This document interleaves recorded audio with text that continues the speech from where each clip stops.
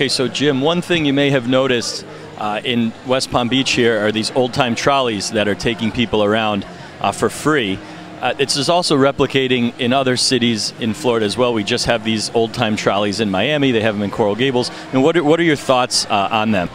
Well, they're kind of like a memento of an age gone by that, you know, nostalgia for transit. It's a weird thing.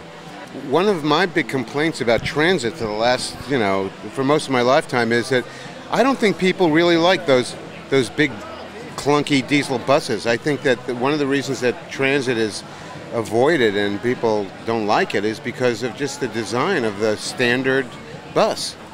You know, they want a vehicle that's pleasant to ride and fun to ride. And so you can understand why that would be appealing.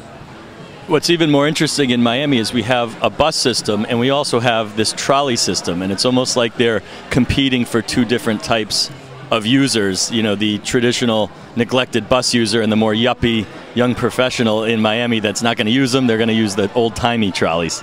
Well, you know, the standard belching, lurching diesel bus that, you know, most people who can possibly avoid it will not ride is the kind of, they ought to have the sign over the door that says "Losers enter here," you know, because for all practical purposes, that's what people understand about it.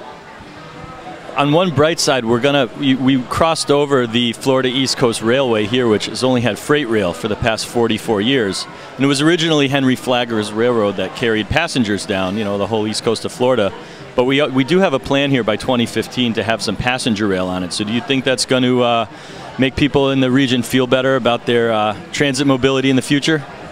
Where's it going? Well, it's going to start going from West Palm Beach down to Miami and eventually connect to Orlando as well. It's not a high-speed corridor.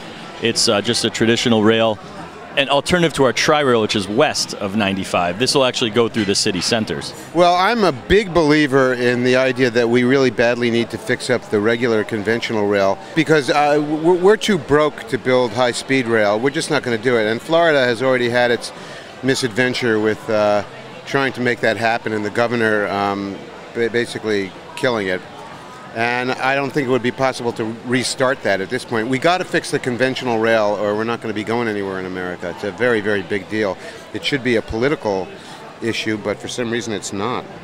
Right. Most places aren't addressing it seriously, but I think here in South Florida we at least have a surface plan to get that going again.